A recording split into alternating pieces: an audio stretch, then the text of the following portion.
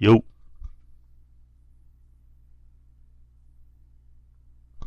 yo. Yo, what's up? Hey, what's up, man? Ain't shit. Just another day. Yeah, you're telling me.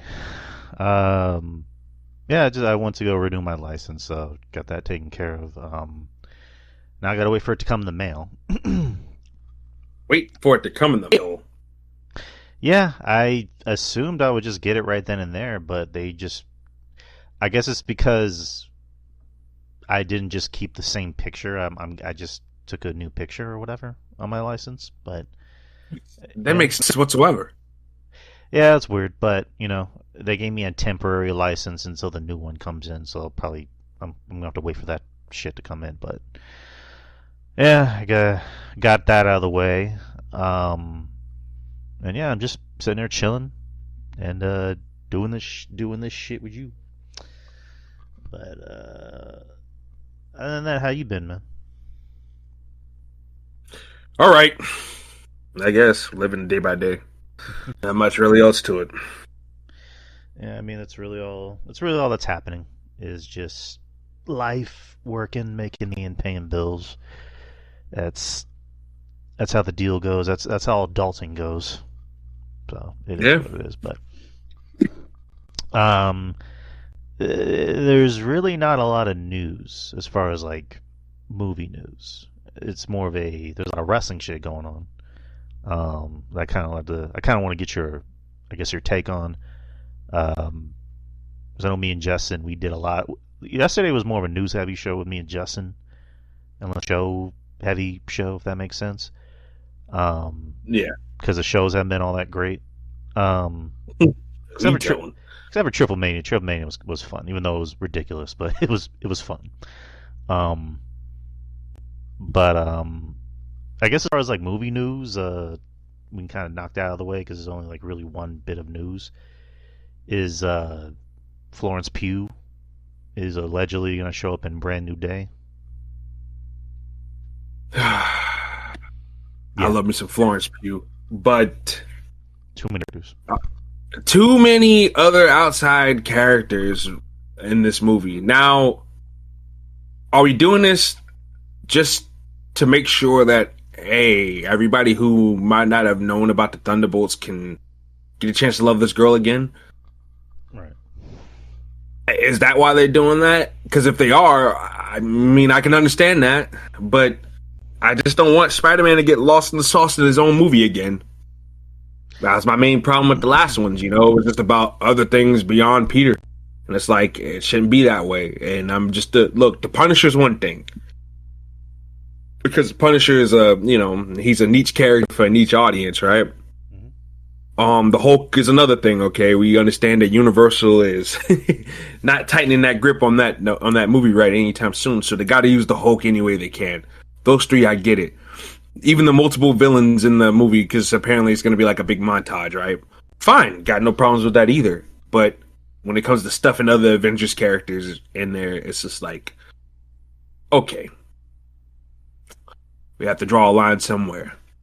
And hopefully she's the only one. I doubt if she's going to be the only one at this point, but it's just like, oh boy, can we not? Can we not? Can we just let Peter just have his movie for God's sakes? Can we just let him Right. have his movie? No, no, I get you. I was kind of the same way, where I'm just like, I love anything with Florence Pugh. I thought, that's my girl right there. But yeah, just too many characters, dude. Like, if she's coming in for like a post-credit scene or whatever, or I don't know, like you just said, if it's just like, hey, remember the Thunderbolts? It was actually pretty good. Go watch it. I'm fine with it. But like, I don't think Tom. I don't think Tom will be overshadowed, and I do get you because his last three movies felt like he was kind of overshadowed. And with this new trilogy that's coming up, this is kind of giving him his own story to tell, and less of a hey, the Avengers, hey, multiverse. It's more of a street level story about not just Spider-Man but Peter. But yeah, like I'm not saying I don't want it to happen. I'm just saying like, okay, if it's gonna happen, you can't just bring in Florence Pugh for just no reason. You know what I mean? Because I there's an interview I was listening to recently with James Gunn where he talked about the term cameo porn, Yeah. which is basically like cameos for the sake of having a cameo. There's no real reason. Like if you bring in a cameo, there's just really no reason behind it, other than just to say, "Hey, we got this person." Like Deadpool, Wolverine, they kind of mastered the art of cameos, but those cameos actually have reason to be in them. No Way Home had a shit ton of cameos, but those. I mean, I think that maybe that's a bad example, but it's more just like those kind of went beyond cameos, and they were all just playing like supporting characters. And to me, it was a more of a celebration for the past Spider-Man, for them to get the clothes that they didn't get a chance to get years ago. Right. That's why I don't particularly get mad at that, because that was a Peter Parker movie for the most part. Well, no, yeah, no, definitely for the most part, more than the most part. Actually, it was a Peter Parker movie. It wasn't even about Tony Stark in that one. So, like, you know. No Way Home actually, set the pace for what we have going on right now, and it was the consequences from the ending of Far From Home. So like, that was fine. I have no problems with that whatsoever. Like, I didn't, but I just don't want them to feel like, oh, okay, we got to cram all these movies and cram all these characters in the movie. Now, if Spider-Man's going up against all these minor league villains or whatever, right? And if it calls for maybe a little drive-by assist from Yelena here and there, not bad. But like I said, hopefully that's it.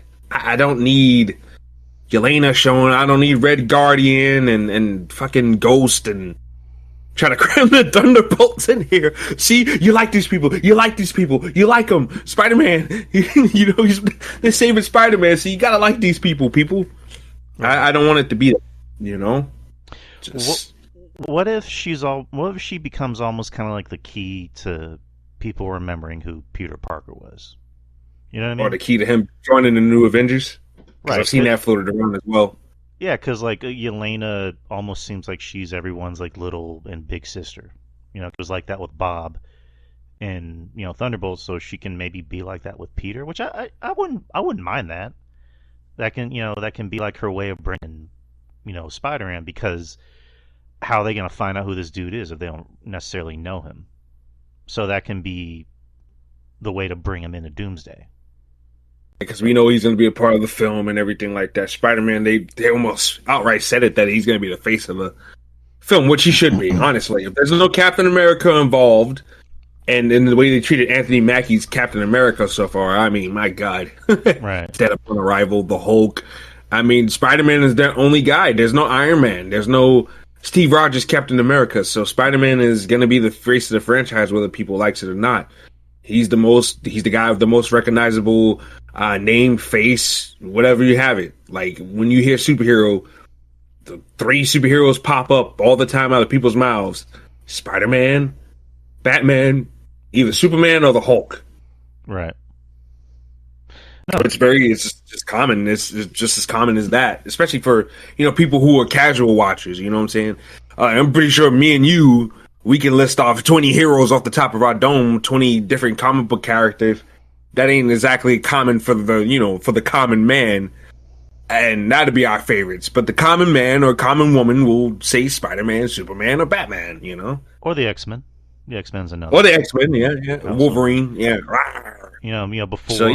Before Marvel became Marvel, it was like you said, it was Spider-Man. Spider-Man was the draw. The X-Men were the draw. The Hulk, to an extent, the Hulk had his own TV show back in the 70s and 80s, which was goofy, but it was still popular. Yeah. Nowadays, there's very niche characters that have become household names, like Captain America. It's a niche character back in the day. Now everyone knows him because of the movies, and also because of Chris Evans. Same thing with Iron Man. Robert Downey Jr. is what really made that character and also influenced the character to the point where every interpretation, whether it's, video game or animated, they always want to copy Robert Downey Jr.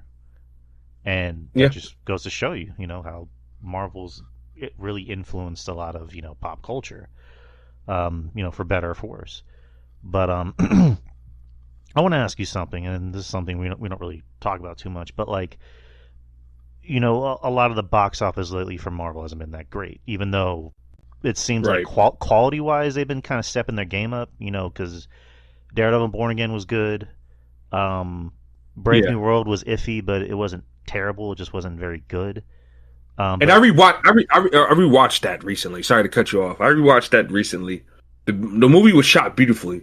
It had its hiccups with CGI, but I watched it again with a close eye. And Thunderbolts is getting ready to hit streaming, so I'm gonna rewatch that again too yeah, next and week. give like a maybe second thought and opinion on it. But yeah, like Marvel has stepped the game up. It's been more quality over quantity, but I just think it's because we're putting characters like the Thunderbolts. I'm telling you, bro, it's no secret to me why those movies did bad. It's not, especially Captain America. They barely promoted the joint. I see more promotion from the Thunderbolts from a corporate standpoint. I work at a store. Mm-hmm. Haha, people. Worse kept secret. But yeah, like from a corporate standpoint and business wise, there was barely anything for the Thunderbolts. And like, God's sakes, they might as well just call Captain America Brave New World, called it the fucking Red Hulk Brave New World, because Jesus Christ, all the advertising, everything, the toys, the Red Hulk, you would think he was the main character, and fucking Sam Wilson was the fucking villain or the fucking dope of the story. Like, Marvel didn't do themselves much favors when it comes to advertising, in my opinion.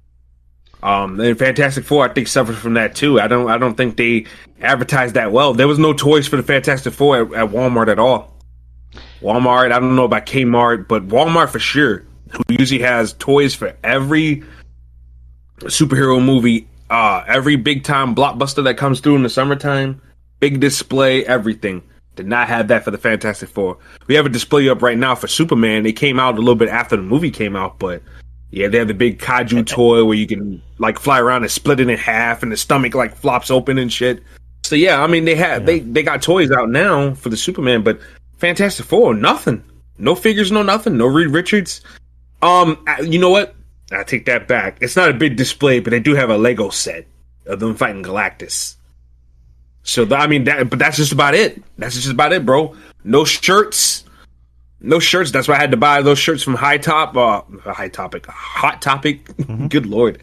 I had to buy those shirts from Hot Topic because they didn't have any at Walmart. Walmart didn't sell in there. So I don't know what the fuck is going on with Marvel and their advertisement team to try to get these movies to where they need to be, because I don't know about you, but growing up back in the day, Walmart, Kmart, they used to have big time displays. I remember that Spider-Man 3 big display with Venom, and that was the first time I seen the new Green Goblin costume, Harry's new Goblin costume. Right. I was like, oh shit, he looks like an evil skater. He looks like an evil skater guy, and fucking Sandman, so like we got to see those big displays back in the day, and they just, I don't know, it's just not what it used to be. The last Avengers Endgame, they had a huge display at the store. That was before I was working there, obviously, but they had a huge display there. Even Spider-Man, No Way Home, like obviously the movie was secretive because it had secret characters in there. Even though us internet fans, we knew the deal, we knew what was up, but they didn't sell any toys until after the fact, and they had a nice little mini display for it up. So I just think that Marvel's got to step their game up as far as advertising as well, because just going by word of the mouth and relying on comic book nerds to go see a movie, they ain't gonna do it either. You gotta grab the kids, even the casual kids, and their parents as well. So I think I think another. Oh, I'm sorry, I didn't mean to cut you off. No, I just say they got some work to do. That's all. Yeah, because you look at DC, and it's just like now DC's getting ahead of the race because, it's Gunn. He said straight up, like, I don't do anything without a script finish. Like, I don't make any casting announcements. I don't do anything.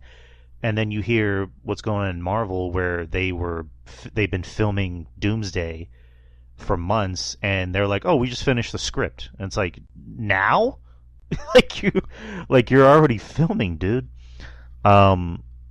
Makes So sense. right, and it's just like you look at how they promoted Superman. They promoted that shit like months in advance. Like they promoted that like right after like the first trailer came out. You know, you were seeing David Cornsweet and what's her name, Rachel Brosnan and Nicholas Hoult like do promotion. You know, for like, I mean, you saw them on AEW. You saw them like do promotional work with MJF and Kenny Omega, which coincidentally enough, David Cornsweet looked more like a wrestler than Kenny Omega. That guy looks like a monster. Yeah, like he's holding the championship belt. It's like if you told somebody that's never watched wrestling before, tell me who the wrestler is. They're gonna point at Superman and be like, nope, it's the other guy, the guy with the ponytail. It's like, really? But anyways, that's neither here nor there. But you know, they were smart because they promoted the shit out of that move, and also because it's Superman. You know, Superman's like Americana. He's pop culture, and it also helps that James Gunn has good. He has good like credibility and rapport with the fans. He's got goodwill right now. Fantastic Four just felt like they literally started promoting the movie the month of, and that's they're barely gonna break even, from what I heard, but it's gonna be considered more of a disappointment rather than a flop. Like it's not gonna be that Marvel money Crazy. that granted, I thought Thunderbolts was a better film, and I was bummed out that film didn't make the money that Marvel wanted, but I think it's going to be one of those things of like they need to not rest on their laurels too much and rest on, hey, it's Marvel, we made a good movie, and they need to be like, well, in order to get the fans back, we need to start playing the hits, and they got Spider-Man coming up, they got the Avengers, they got the X-Men, so they need to, it's like in a concert, when a band's going on tour, play your greatest hits. Don't start off by playing your new songs. Like nobody's gonna care. Like play your greatest hits. If you're Metallica, play Enter Sandman or Unforgiven or One. Don't play your new shit. No one's gonna care. Unfortunately, no matter how good they are. In this case, like play your hits. And I think Spider-Man is what's gonna bring the people back. I think the Avengers, same thing. X-Men, and then go back to taking more risks. Being like, hey, since you like this, do you like this? Yeah, sure. So they got to put out, in my opinion, you got to put out your risky project after you put out something that's established already. Right. Then use that established project that you know is going to work for the fans. Right. To help get people ready for that risky project. It's like with Black Panther. Which is why Yeah. Black Panther was in Civil War. Tom Holland Spider-Man was in Civil War. And it prepped us for those movies, coming out of those. So that's to me that's good. See, Black Widow, a lot of people, because I had the same exact discussion with somebody else. And somebody threw in my face, but the Black Widow, it did such a great job of introducing us to Yelena, but not everybody saw that. That didn't hit theaters. Remember? Didn't hit theaters. It hit streaming. They charged you $25 to see it. Both actually, and Scarlett Johansson sued Disney over it. Yeah, exactly. So, I mean, it just didn't happen. And then a lot of people poo-pooed on the movie because Taskmaster wasn't, Taskmaster. So, I mean, when you're talking about that and considering all that, it wasn't the right time. But you and I both, we liked Hawkeye to an extent, and we both liked the interaction she had with Haley Steinfeld. Now, I wouldn't mind if she popped up in the Spider-Man movie, right? As a little quick cameo or something like that. And you know what? Maybe the Florence Pugh thing would be like a cameo or something like that. And if it is, I'm cool with it. But as long as it's not, she's a big part of the story and she's running along like I don't need that. Don't need that. Smash and grab. Maybe Spider-Man beats up Hydro Man, and maybe, I don't know, Hawkeye comes in, shoots a trick arrow, and rocks up the goddamn water, breaks it apart. Hydro Man's gone. Like, I don't know, something like that, like a drive-by assist. That'd be cool. Very comic booky, because one of the things we heard is that this movie is gonna look like a comic book, so like, I'm cool with that. They're gonna make this very comic booky. I don't know if they're gonna go to the extent that Superman. But I enjoy Superman. You enjoy Superman. That to me, that Superman movie is probably the greatest Superman movie I've ever seen in my whole entire life, and I've seen them all. Mm-hmm. But that James Gunn did a damn good job with Superman. So if that's what Destin Daniel Cretton's gonna do, then look, I'm all for it, man. The way that guy shot Shang-Chi, as soon as his name was announced for the director, I was like, "Gosh!" I'm like, "Cause he shot that movie was beautiful, visually speaking.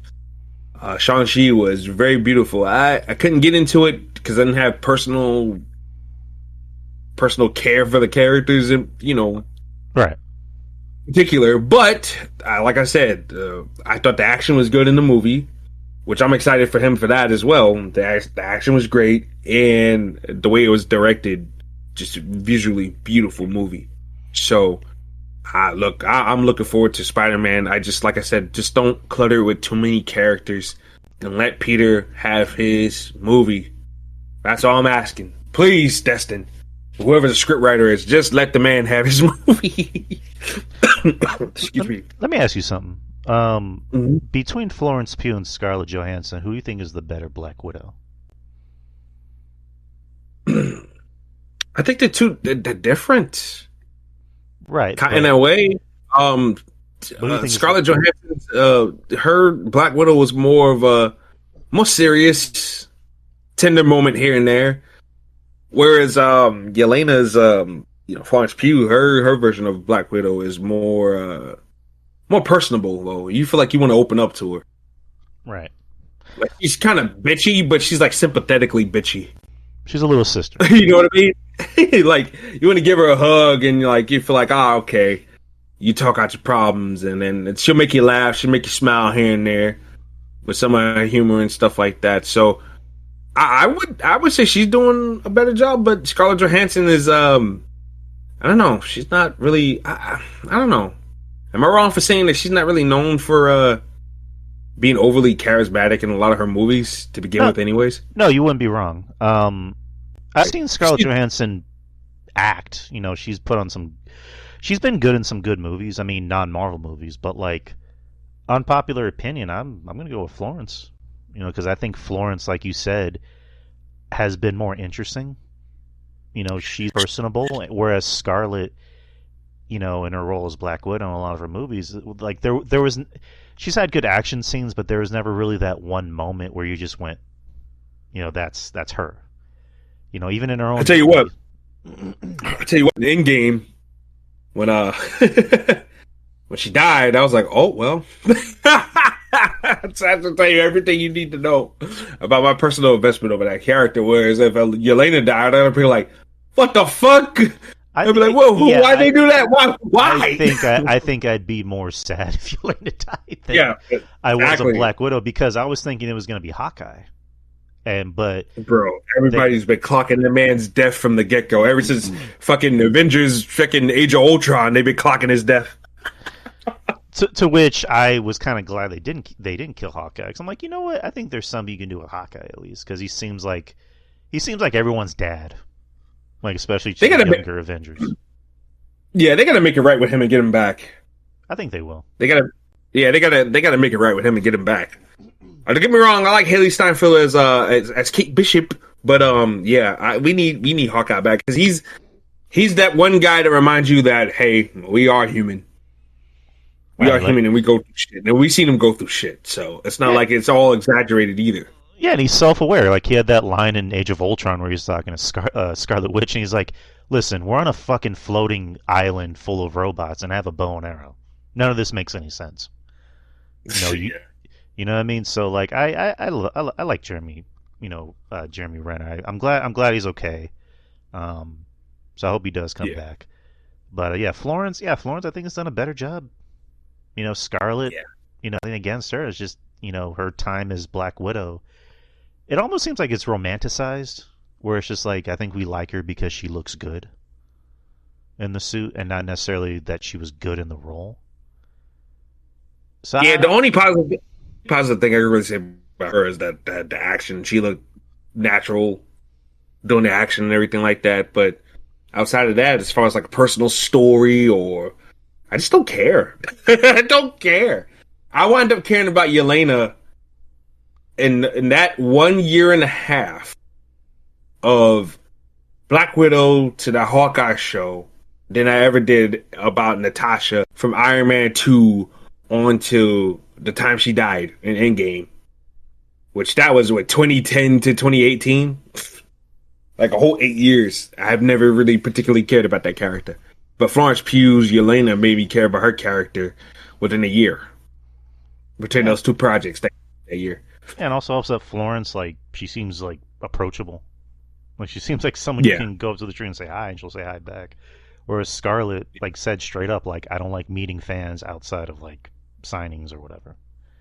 Where I'm just like, all right. Which I can understand that. We know. People are crazy. I'm sorry. No, I get you. I understand that. But it's one of those things of just like, so what if a little girl said hi, you're just going to, like, blow her off? I don't know. But, yeah. Fuck off, kid. She's roundhouse kicks him in the face. No, but... Right. I have two more tidbits of Spider-Man news, and then we'll move on to wrestling. Apparently, Sadie Sink will play Gwen Stacy. That's the rumor. Man, I've been hearing so many rumors. It's ridiculous. I mean, at this point, it's like actually, I have one more after the second bit of news, but another former Stranger Things star, kind of like Sadie Sink, will apparently be in Brand New Day. Joe Keery. He apparently is going to play Harry Osborn. I don't know who the hell that kid is. I don't know. I don't know. I would say Google him to look him up because I can't really think of anything you might have seen him in. But yeah, he's apparently going to play Harry, and he's a good actor. I think he can pull it off. He was in that movie with Ryan Reynolds, that Free Guy. This guy is going to play Harry Osborn. He's 33 years old. I mean, Tom Holland. He's 33 years old. So. He looks like Steve Zahn from back in the day. Wasn't Harry supposed to be older than Peter? No, they graduated around the same time. Okay, never mind. Again, it's just a rumor. I know fans want Timothée Chalamet to do it, but I think at this point he's kind of too big for that kind of role. Timothée Chalamet would probably outdo or overshadow Tom Holland as far as like charisma and stuff goes. I don't think Harry's the right role for him. I think if you bring him in as I don't know, maybe a hobgoblin or something like that. That'll work out. Or maybe this guy might be playing. Remember, the early reports was that Spider-Man Boomerang was going to be in this movie, and that Boomerang was going to be a roommate of Peter. So I mean, that could be him too. He could be Boomerang. True. This Joe Keery guy. And last bit of news is that apparently Marvel was hiding who the true villain of the movie is. So the talk is that we won't know who the villain is until the movie actually comes out. So it's going to be Wilson Fisk, aka Kingpin. Yes, it's going to be me, Rakeem. He's going to rip somebody. He's going to rip somebody's face off. Where is Peter? Where are you, Mr. Parker? Oh my God. He's gonna find Uncle Ben and fucking just rip his face off. He's dead, but he must be even more dead because he disrespected Vanessa. With great power comes great destruction. Roar! Yeah. What the hell? Little kids run out of the movie theater screaming and crying. This movie's now rated R. It's rated R. Benson did not keeping just slinging around his fucking teeth in his hand. Oh, like you do your keys. That'd be dope if they just pivot during the movie and they just go, now this movie is rated R. So the Punisher could do Punisher things. He just blows Sadie Sink's head off. Oh God! Let me tell you something, Peter. I'm about to fucking rip this dude's head off. I'm gonna rip his ass from his appetite. That'd be some shit. I know, right? I would love if a movie just did that, where they just call an audible and they go, "Now this rated R, motherfuckers." The big disclaimer: the fucking green screen just turns red.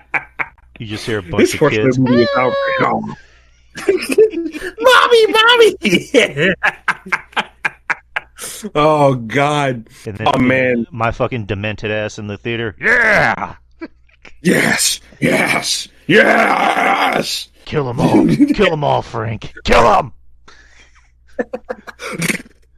Fuck Sadie Sink and MJ.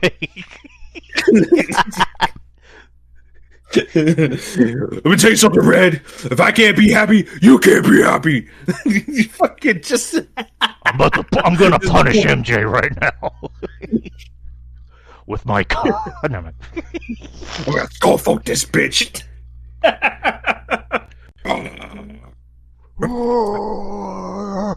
There will be blood.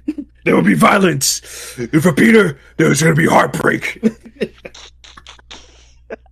She won't have my son. Jesus Christ. God. And guess what? You will watch. You're gonna watch, Red. John Bernthal bringing a new brand of punishment to Tom Holland's Spider-Man. Oh God. Oh man. That's right. Before you climax, the safe word is one batch, two batch, penny and dime.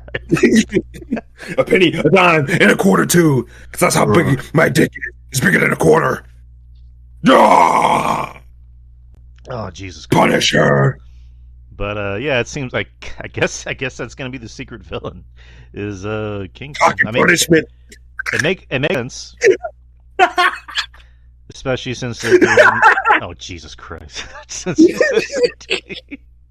Especially since they're doing, Kingpin is the fucking mayor, so you might as well, capital on that, so... I mean, look, I've been hearing about so many different fucking villains for this movie. It's ridiculous. From Tarantula, to Tombstone, to fucking Boomerang, to fucking, AIM, to the End of Demons, you know what I'm saying? I don't know what the hell is going on anymore. That's probably a good thing, or maybe it could be a bad thing. I have no idea. Too much anything can kill anything. No, you're but, not wrong. But if it's a part of a montage, once again, I'm not gonna be mad at it. So, I just hope it's not a clusterfuck like Spider-Man 3, where we don't know where to go, but down. Jesus Christ, I don't need that. My heart can't take it. Just have Peter start dancing. Do. God, he does Tobey Maguire. I watched the tapes. Now take on this.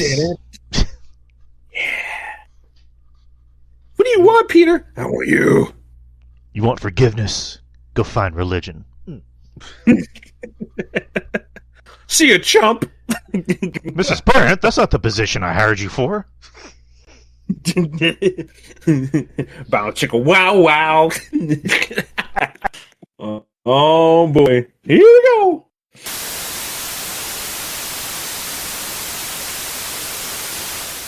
The acting and anything else until you get some acting.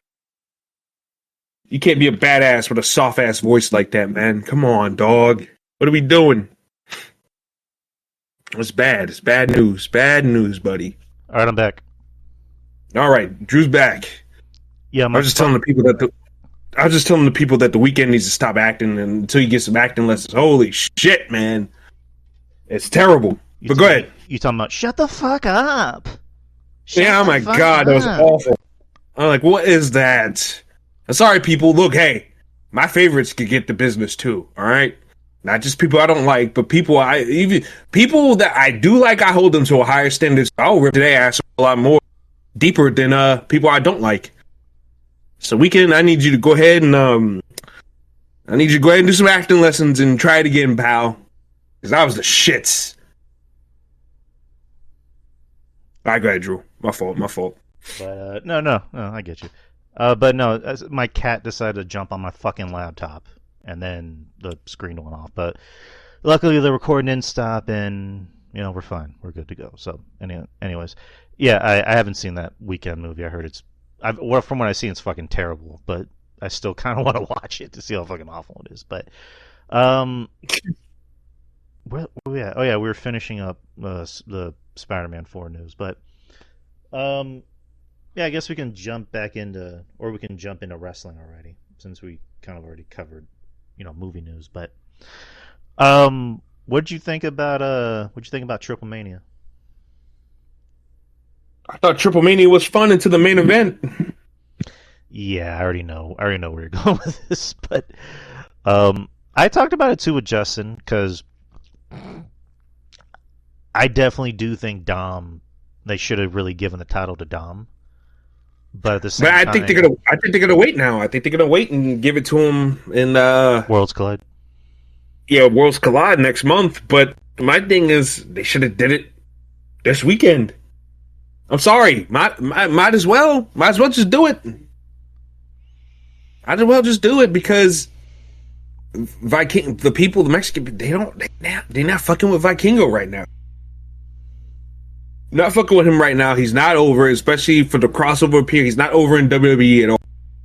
Little 10-year-old Johnny and Timmy. Sorry, internet fans who think that all the wrestling fans that go there are like hardcore internet. So little Timmy and little Johnny don't know who the fuck a Vikingo is. So when they see this small man who's about like a couple inches taller than them pop out of nowhere and dropkick Dominic Mysterio, they're gonna be asking questions like, who the fuck is that? And rightfully so. Right. So my thing is that I think Dominic Mysterio should have won. Or even El Grande Americano, I would have went with Dom because I think just the visual of him holding two belts, him being a world champion already, doing something that Ray Ray didn't get a chance to do, that would be great for his character and everything like that. But I would have took El Grande Americano too because I think Kaiser's actually doing really good work as the character. Dare I say better than Gable.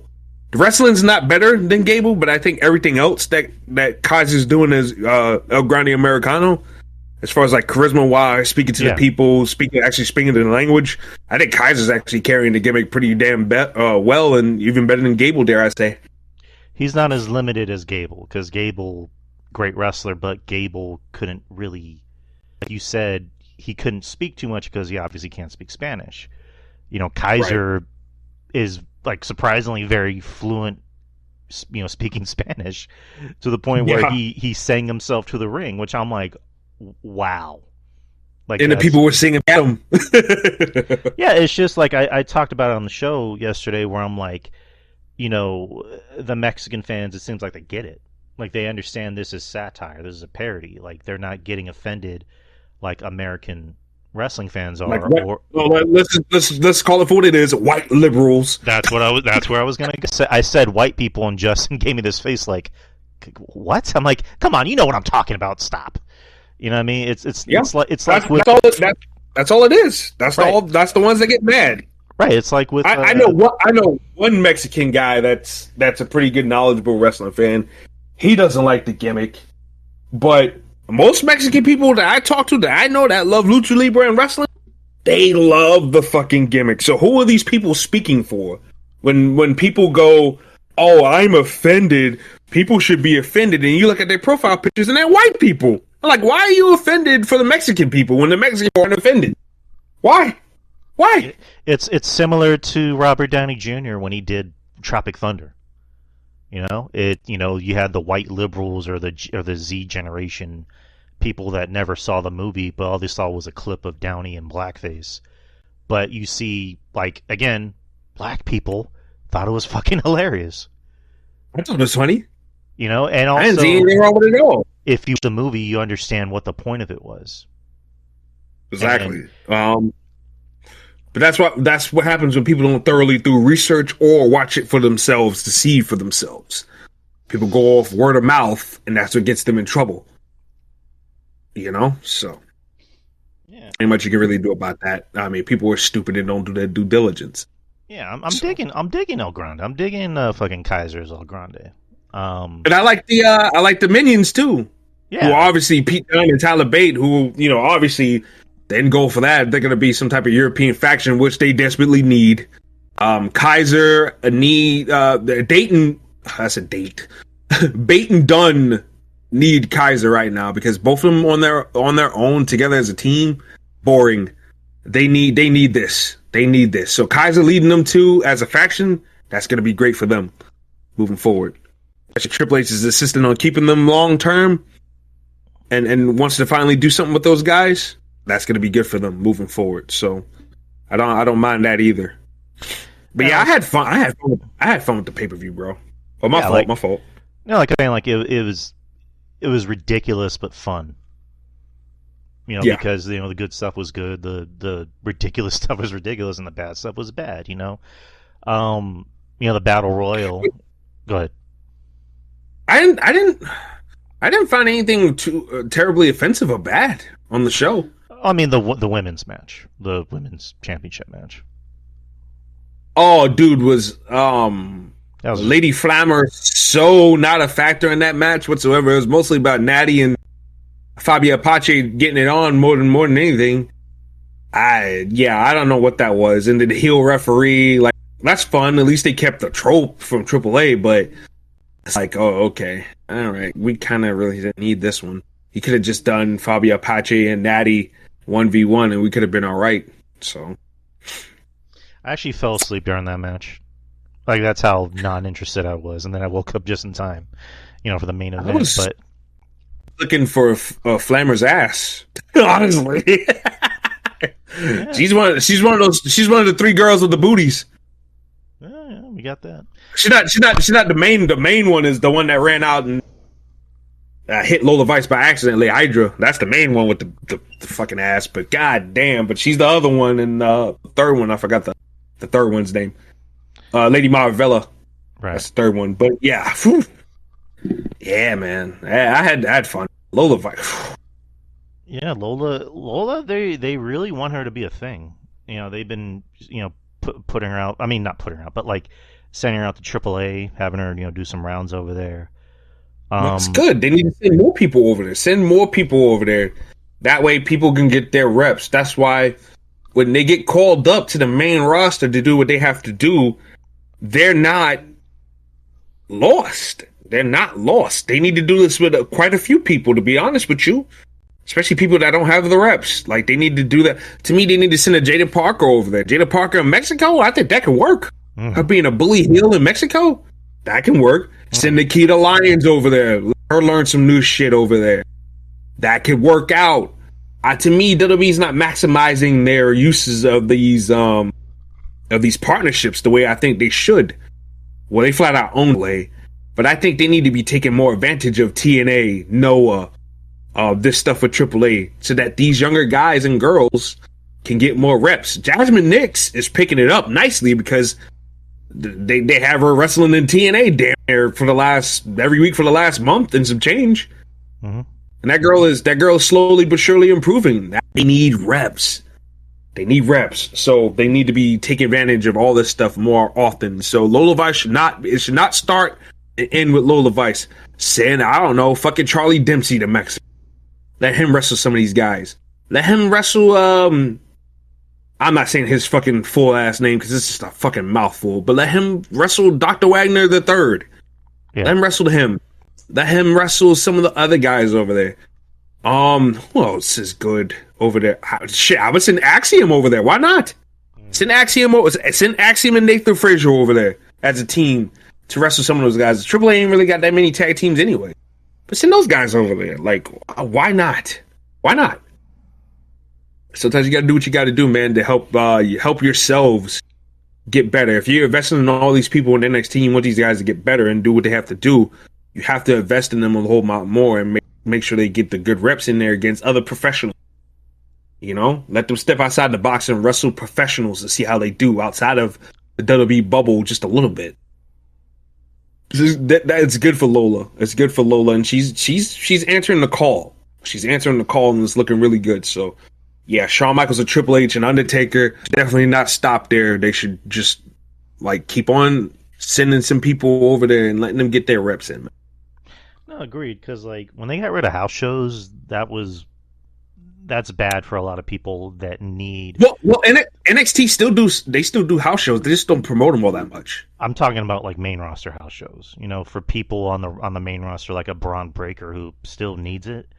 A Tiffany Stratton, she still needs it, and then eventually you got Stephanie Vacour, who is very good. She can still use a little tweaking, though. Same thing with Julia. And then eventually, if you're going to bring up someone like a Lola or a Jada or a Kalani or eventually, Trick Williams or, an Oba, they're going to need that exposure. Yeah. Instead of And just the reps to keep them in shape, because if they're getting flown out to TV and not being used, all of a sudden you start to, lose your spark a little bit. You know what I'm saying? So they have to. I think cutting out the house shows I think that is a mistake. I think what they should do is, if you don't want to do house shows every weekend, do it every other.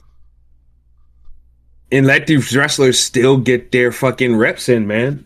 Let these wrestlers get their reps in so that they're not wasting their time coming to TV just to do 2-second promo and that's it. What? Really? You're gonna really get me out of my bed? 2-second promo segment? And that's it? Really? You're gonna do that? That's what I'm doing this week? Man, I wouldn't leave my bed for that. I tell Triple H, book me when you got something nice and steady for me. I ain't coming in. That's what I would tell him. I would tell him that in a heartbeat. Right. That's all I'm doing? Man, fuck you, man. I'm not wasting money coming down fucking Boston just to say hi real quick and Adam Pearce, I want a match next week. That's it. I wouldn't do it. Fuck it. Might as well just send a video from home at that point. Right. Let me bring but Triplemania overall, fun show. Who was actually this? Who was some of the people that you didn't have prior exposure to? Who impressed you the other day? All right, so the battle royal was fun because I didn't know the majority of anyone in that except for La Parka. Yeah. It was good seeing our boy Omos. Yeah. Get something, and then Microman, which it kind of looks like they're going to be a tag team, which I wouldn't mind. Omos and Microman. That'd be fun. Not gonna lie, that'd be fun. That would be fun. That would be fun. Otis seems like he's at home. He seems like he fits right into AAA. Yeah, because Otis could be himself and be silly, but Otis can still go too at the same time. Right. So let's see. I'm saying a lot. I'm sorry. You had El Hijo D. Dr. Wagner versus Messias. Messias haven't seen since like 2006 when he was in TNA for a hot minute. You didn't see Lucha Underground then? Yeah, I didn't watch that. It's funny because he was Mil Muertes. Like that was probably arguably his best character. Mil Muertes when he wore the mask. Dr. Wagner Jr.'s dad looked like more of a threat than Junior. Yeah, Junior's got baby weight. He looks very. I'm not too impressed with him. I'm gonna go ahead and be honest. That match is probably like the match I was least interested in. I like Macias. He's a beast still. I think he's almost 50 years old, but he still moves at a really good pace. Still a beast. Still looks very scary in the face, especially in the face. Oh my god. But El Hijo del Dr. Wagner Jr. Fucking that name's gotta go. Too fucking much. Too much, but yeah, I'm not too overly impressed with him. And I remember he was pitching a fit that WWE was interested in him and that he turned him down or some shit like that because they didn't want to pay him grand money or something like that. I'm like, dude, you look like shit, to be honest with you, and your wrestling is not that great. So I mean, humble yourself a little bit there, son. Humble yourself. I'll be honest, I really wasn't that impressed by anybody. Other than as far as like non-WWE guys, I really wasn't that impressed. I'm just being honest. I thought La Parka looked good. Laredo Kid is always a reliable guy.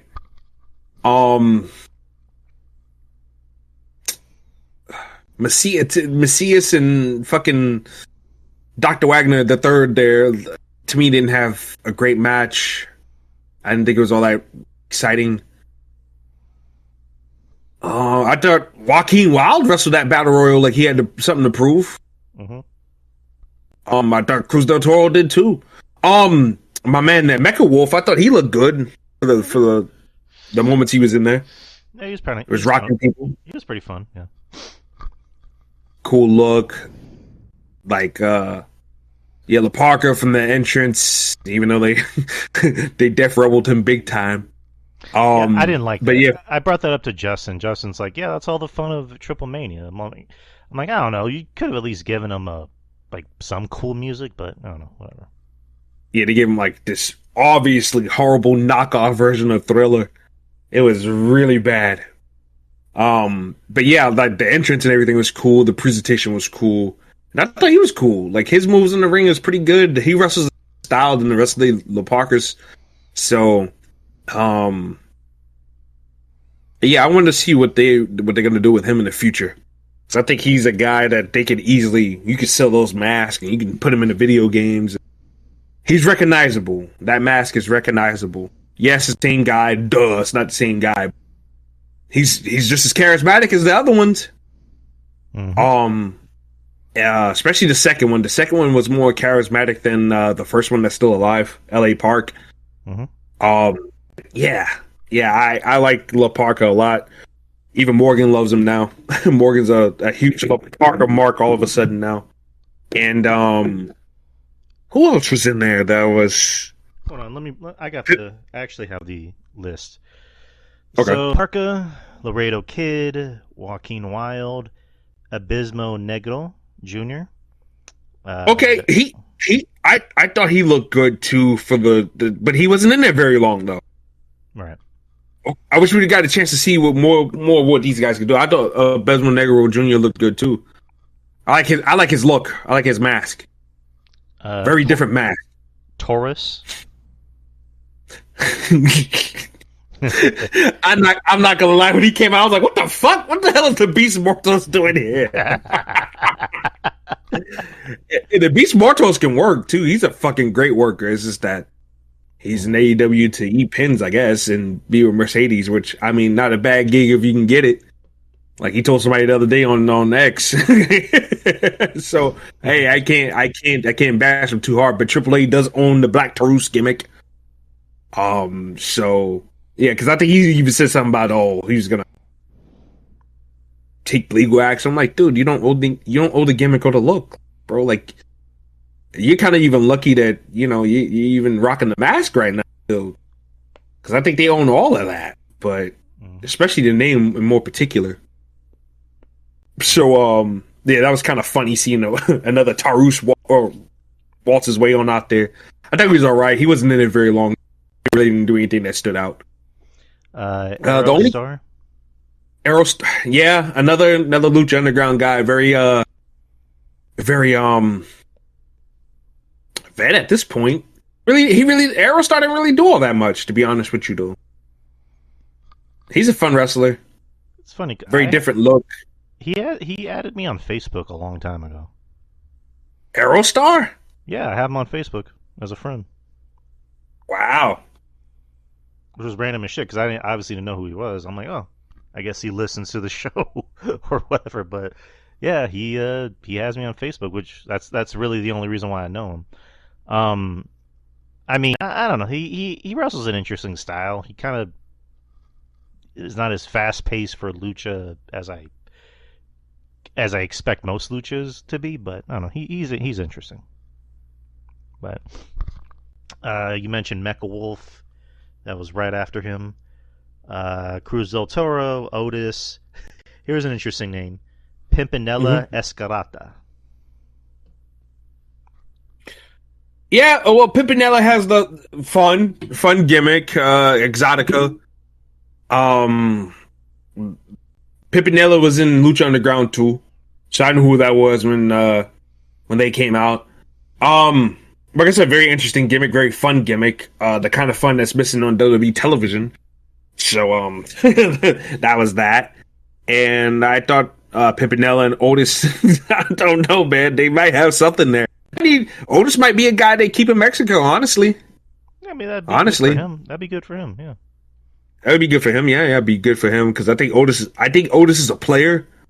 I don't think he's a main player, but I think he's a player that you can use to do a lot of other different stuff with if you can give the time to him. Because Otis is fun as fuck to watch, and he's a guy that works in Mexico. Otis is a guy that will work in Japan as well. I'm surprised the Great Muta hasn't reached out for Otis. So, but I guess we'll see. Yeah, and if anything, Otis and Pimpinella can get it on. Ah, baby. Oh yeah.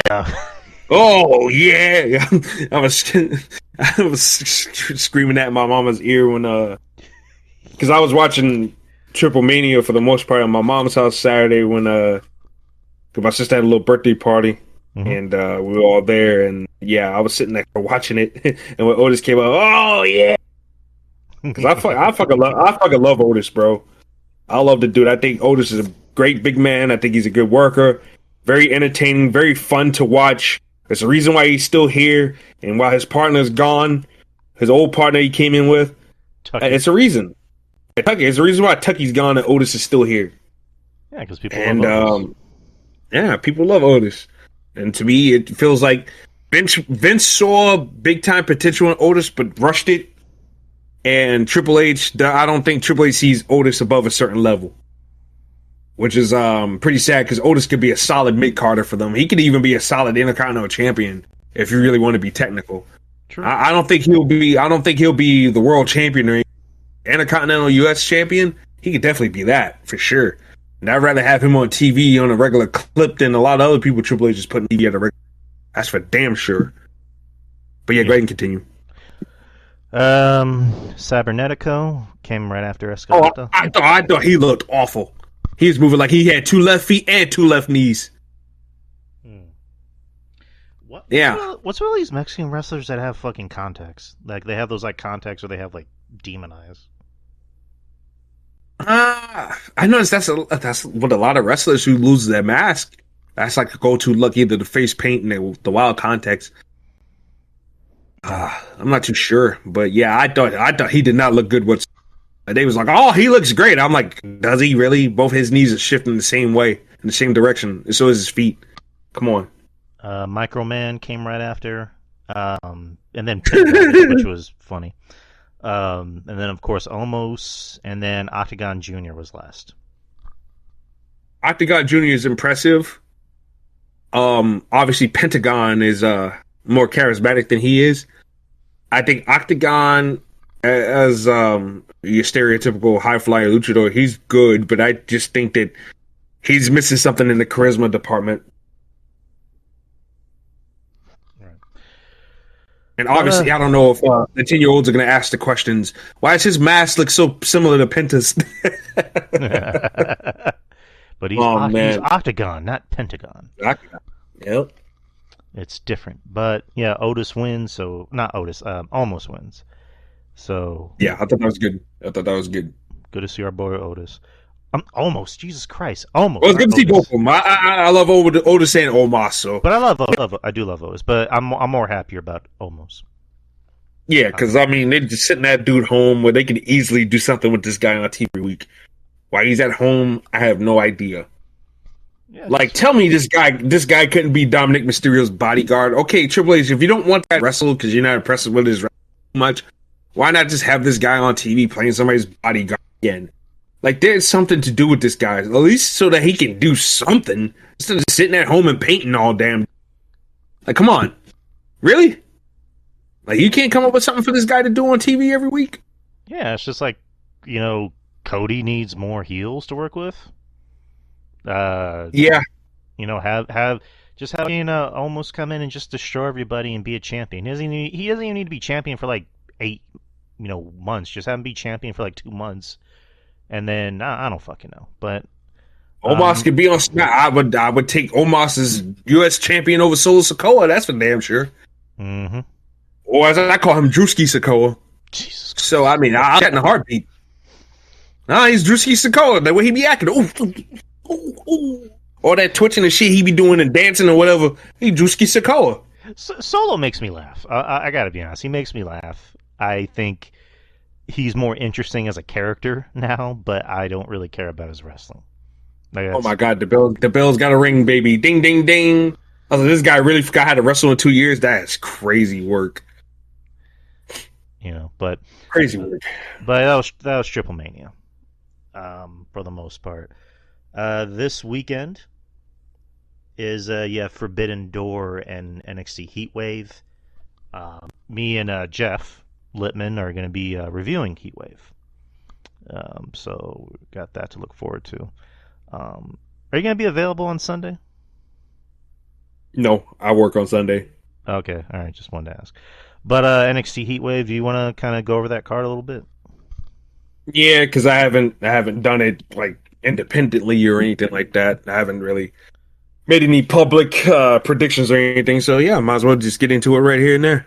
Yeah, Heatwave is going to be this Sunday in Massachusetts at the Lowell Memorial Auditorium. There's 6 matches. And I mean, I went over the card. Justin actually had to dip out right when we were about to review it. So Yeah. I went over the card on my own and wasn't able to get Justin's views. So let me get your predictions on these. So Jordan Grace versus Blake Monroe. I guess this is the starter point for the feud, so I guess Blake Monroe still is the win here. Makes sense. To keep the program going. I can see this running until the end of the year, and then showing up on the main roster, at the Royal Rumble. Well, again, but officially making her debut. So I'm going with Blake. Main roster debut. Right. A lot of people are giving her shit about her character, but they're trying to make her shitty. They're trying to make her a shitty human being, and it fits the whole look and package. It's like it's like what would a heel say? A heel would say heel things. Like, what do you want her to say? You're a piggy, oink oink. Like who? Like, I'm sorry. Like, how else are we supposed to hate this woman? How else are we supposed to root for Jordan Grace to hunt this bitch down and beat her ass? Like, come on. Right. Come on, people, get your head out of your ass. She's the glamour, and she's a cunt. Like, that's the best way to put it. So I don't know. Just because you sit at home with a couple of rolls in your gut doesn't mean that you have to take it so hard and personal. Right. I'm shooting today. Fuck it, I'm shooting today. Oh yeah, keep shooting, brother. NXT Tag Team Championships. You have Hank and Tank versus Dark State. 2 members, which I'm going to assume Dark Lennox or not Dark Lennox, Dion Dark Lennox. Dark Lennox. He's probably a better worker. And Dion Lennox isn't even that dark. Hi-oh. God damn it. That'd be funny if they just all called him Dark. Dark Lennox, Dark Griffin. I think it's going to be Lennox and Griffin that takes the spot. Sugars, I think, is more of the hype man. And it's funny how Sugars is the best worker. Right. But I was going to say, it's funny how you always talk about, like, Cutler James, like, what's his place? I think he's found his place in the group to say shit. What, say AO jokes? Like, come on. I mean, it's getting him over. Yeah, it is. It is. I mean, they're finding... they're fleshing out the characters at this point. Like you said, Quan Sugars is the hype man. He's the one that... He's a shit stirrer. Lennox is supposed to be the man with the plan. Big O, who needs larger tights, is the muscle, and fucking Cutler is stripper man pants is the guy who's says the AO shit. You question why he says what he says. So, I mean, look, they're trying to give them all personality at this point. Something that something I guess away from the Shield to get them away from that whole Teemo Shield stuff. So it's fine. As far as I'm concerned, though, let's get these belts off of Hank and Tank already. Fuck it. Yeah. Give it to Dark State. Build up Dark State to the rest of the year. Have some team, babyface team that are way better than Hank and Tank come by and get those belts from Dark State. Right, like Hank and Tank, there was a reason why they held the belts, because you're trying to get it off of Fraxium. Which was, to me, they should have had a TNA team beat them. Not Hank and Tank. Really, after all the matches that Fraxium went through, Hank and Tank are the ones that get the job done. That booking decision was baffling to me. I would have went with the Rascals, honestly, personally, because TNA ain't doing shit with those guys anyways. That would have been the team I would have had beat fucking Fraxium for the belts. But I don't know. Maybe a reunited MSK will take those belts. I guess we'll have to wait and see. Because right now, I don't see anybody else on that roster right now. NXT doesn't even have a tag team division that's stable right now that can even go up against either one of these teams. But I do see Dark State running away with it, though. All right. and I'll be glad with it because at least I could tolerate at least a couple of members of Dark State. Whereas Hank and Tank, I think they're both corny. I think they both look like shit. My man looks like Seth Green. Like, come on, get out of here. Yeah, one guy looks like Seth Green, and the other guy looks like a bootleg Joe Coffey. Do you mean Seth Rogen? Seth Green, Seth Rogen, they're all the same to me. Like, they're all the same. That's just racist. That's very racist, okay? Very racist. You're shooting from the hip like you mentioned.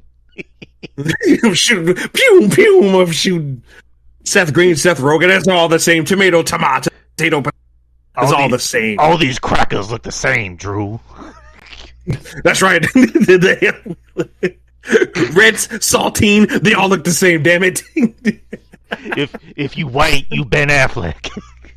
Exactly. If you white and you got a booty chin, you Ben Affleck. Jesus Christ.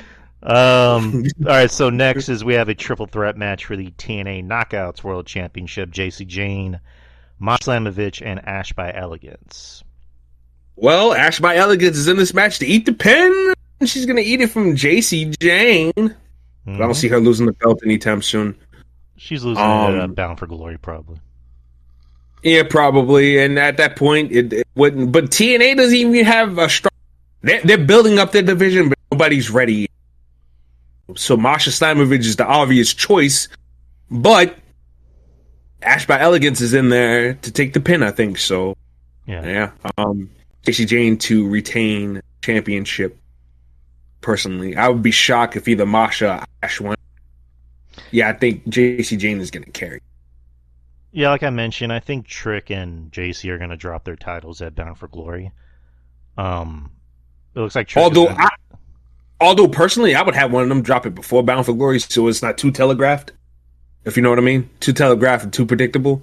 Right. So I would have JC drop hers before Bound for Glory, and give Santana his big moment in Lowell, Massachusetts. Oh, good lord. They should just swap Bound for Glory and fucking Slammiversary around. It would have been so much better for Santana to get his. But what do I know? I'm just a wrestler fan that books video game wrestling, not real wrestling. So, but yeah, because there's talk about NXT or not NXT, TNA getting a TV deal, and it might even be on CW. Which is cool. That's not a bad network for them. At least more people can watch it, and it's in more homes, accessible homes. And they have an app, so might go head to head with AEW. Renew that Wednesday night rivalry. Yeah. Oh God, to me, they still don't have the players to go one. They ain't got the players to go mano a mano with AEW. They just don't. Mm-hmm. TNA barely has a men's division or a women's division, so I just don't. The tattoo division is very non-existent. At least AEW has the players that they could flex, but I feel like Tony Khan just ain't really putting much into it, especially on his main programming. So I just think that I don't know if they do it, it's going to be very interesting. But I don't think TNA has the players to go up against them. They're going to have to rely on NXT, which is going to make a lot of hardcore TNA fans are even more sicker about this whole arrangement. Yeah, well, you need recognizable faces, but we'll see. Yeah. But yeah, JC is more than likely going to win this. Jada Parker versus Kalani Jordan versus Lola Vice in a number one contenders match for the NXT Women's Championship. Well, you about to say your fantasy match? Because my God, Lola Vice and fucking Jada Parker, my God is real. Hey, don't sleep on Kalani. Kalani's got to go. Kalani's cute, but I mean, I ain't dreaming about Kalani. Let's be real. Let's be real. See, Jada Parker is the kind of chick you want to hang out with all day long, and then the kind of chick you want to sleep with all night long. So my God. Yeah, ask Jey Uso. Yeah. Why did Jey Uso be out of breath so much when he hits the ring? 4 letters, 1 word. Nut. I mean, yeet. or skeet. I ruined the joke. I'm sorry. Skeet. But yeah, Jesus Christ. JC Jane is going to be the champion. Still, and when is this match going to take place? When does the winner get that match? Well, I don't really know when the next pay-per-view. I know the next pay-per-view for NXT after this one. I'm assuming is Halloween Havoc, but that's not till October. So I'm guessing. Yeah, they ain't gonna wait that long. I'm guessing it'll be like on a special edition of NXT. If I had to guess, they go back on the road or something. Yeah, I think that makes more sense than just like we won the championship in the Performance Center. It's like, who cares? Damn.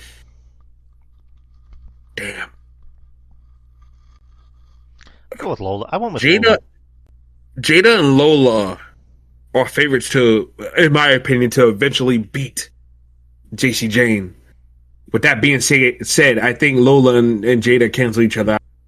So that, because out of the three, Kalani Jordan, I think, has the least amount of momentum and is the least over between the three. So I think Kalani Jordan wins this match, and I think that Kalani Jordan will lose to JC Jane special edition, and especially since they ain't gonna be on a pay-per-view, ain't gonna be at Halloween Havoc or any other show they have coming up. I think we could do with Kalani Jordan winning this match and then going on to lose to JC Jane on NXT. So yeah, Kalani needs a character change. She has no momentum. Jada has momentum. Lola has a lot of momentum. So I guess it makes sense for them to kind of. And that's why I didn't pick them. Right. Yeah, that's why I didn't pick neither one of them to win, because you don't want JC to beat either one of them right now. No. So when you look at situations like this, who can JC beat and people not lose their shit over it completely, but it's justified, and I think Kalani Jordan is that. Because Lola Vice, unless they want to drag it out to Halloween Havoc, I mean, you could do that, but I just think that Kalani, especially the way Sean does things, Sean usually just, he racks up the opponents and that's it. So I think Kalani Jordan gets it. She gets it here. But I agree with you, though. I've been saying it for the longest, for a year now. Kalani Jordan, all she does is comes out, claps her hands, fucks her little guns, does a little split, whatever, puts a little tiara over her head, and real character gimmick. At least Jada Parker really necessarily doesn't have a gimmick either, but Jada Parker has charisma and can talk, and it doesn't hurt at all that she looks great, and she is just booty fucking licious. Mm-hmm. And same thing with Lola Vice. Lola Vice, they just have physical charisma to them that it's undeniable to watch them, and they're not bad wrestlers either. They're not bad. Kalani Jordan's not bad. Kalani Jordan's really fucking good and really fun to watch. Yeah. Sometimes you have to talk me into wanting to see you wrestle, and Kalani Jordan doesn't do a good job of it. But of course, me being a smart fan that I am, of course I know she's talented. So, but yeah, I got her winning this match and losing to JC. I would say between Lola and Jada, I'd probably go with Jada more as far as like who I'd rather build a division around, because Jada's just fucking charismatic. Like, she's charismatic as all hell. Like, and she's very good in the ring. Lola has gotten better in the ring, but Lola, listen, she's hot as fuck, but she's lacking on the charisma department. Charisma as far as like mic skill. I mean, she's got a great physical career. Oh yeah. I'm just talking about like with me. This is where my smart fan kicks in. Like, she needs to get a little better on promos, because she kind of has that. Yeah. And again, maybe I'm being nitpicky. No, you're not wrong. You're not wrong, because I think that's a weakness of her game too, is the promo. She's like, Jada. That's a bad impression of Lola, but like, she kind of has that very deep voice, and it's sexy as fuck, by the way. But like, she has that very voice, but it's also kind of a slow way of talking. And I'm gonna get Drew Yari's racist, messages, whatever. Fuck. She got the mellow drone going on there. Yeah, she has that mellow kind of like lazy jaw way of talking. But granted, what do I know? But again, I love Lola. I mean, I'm not even talking about as far as aesthetic. I think Lola's doing good. She's doing a lot better than last year. she's lacking in that mic department. Just Jada Parker just kills them all on the mic. Like, she's just Jada just sounds like herself. Like she doesn't even sound like she's forcing a character. It just sounds like she's her. But the thing is, from all accounts, people that I know that met Jada Parker, nicest, sweetest girl that you could ever meet. That Jada Parker is definitely a character. And she's doing good with it. She's doing good with it. And the confidence just feels 1,000% authentic. Right, it really but it's also like that quote The Rock had where like your character is you but with the volume turned up. Yeah, but the thing is that's not her. from all like fucking, like I said, accounts and people that have met her, that ain't her. Right. I mean, she's doing a pretty goddamn good job at convincing people it's her. Exactly, very good. Whereas Lola Vice, I can see her acting the same way she acts on TV outside the ring. I can see that. Lash, I can see her being her on the outside. Like I can see Trick being and it turns out I do know people. Trick Williams. Dude, Trick again. Trick is probably the blackest black guy I've ever seen in wrestling. Yeah, he is. He is. Did you see that? You seen when he was roasting the fans the other side of the building? It was fucking great. Like he goes up to the old lady. He's like, "I'm gonna tell you something, sweetheart. You would have had a chance 30 years ago."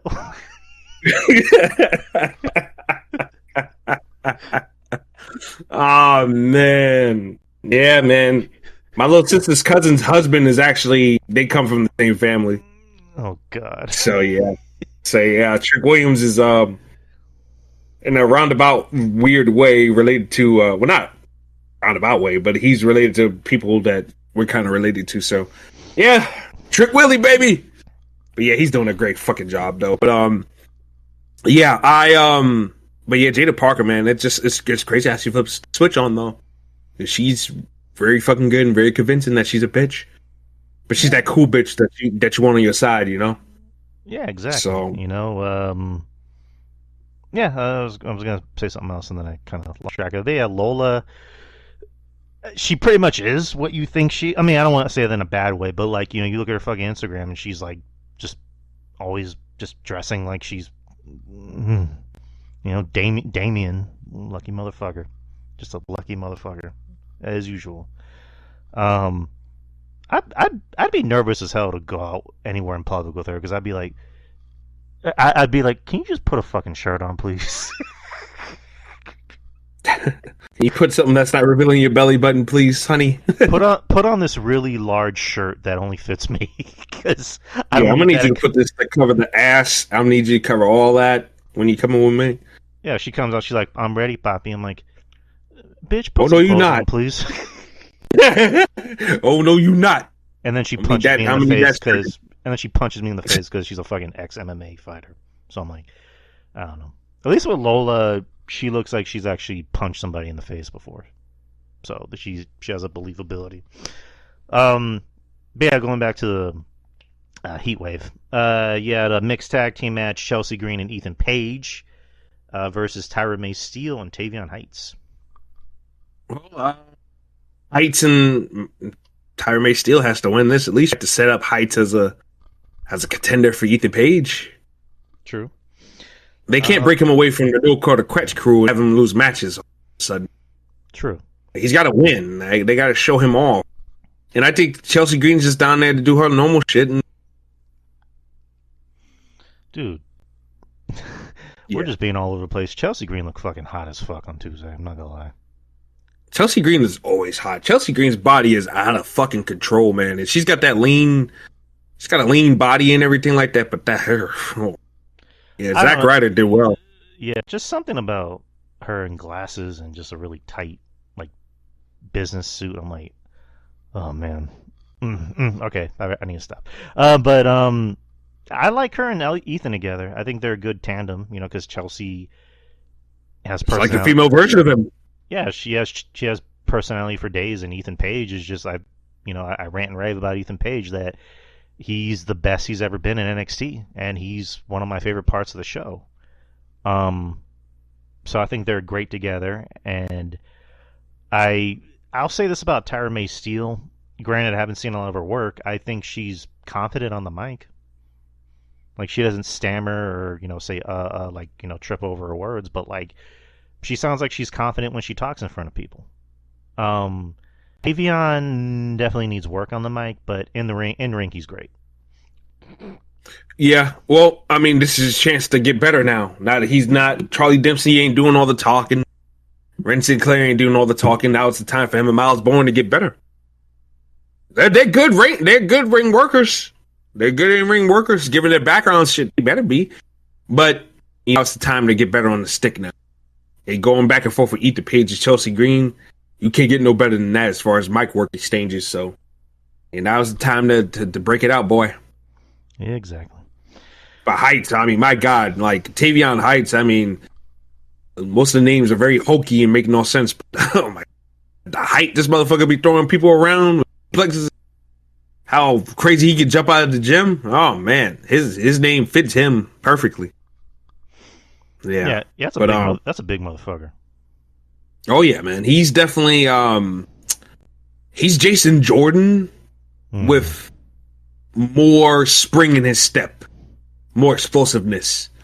Because Jason Jordan was not a bad wrestler. No, a lot of people act like that dude was a bad wrestler. Jason Jordan was great. Threw motherfuckers around, very athletic. I mean, he didn't do flips or flops, but he was very athletic. He could move. He didn't have 2 left feet. And Jordan was a beast. And Heights kind of reminds me of him, but like I said, bringing his step and more athleticism. So, yeah.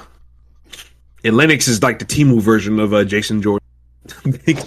Haircut and all, haircut, physique, and fucking the whole get up and all. I still think it's funny how that guy went from having a gimmick where he reads books and he wears glasses. All of a sudden, he's like, "Yeah, man, we into that shit, bruh." I'm like, "Wait, what?"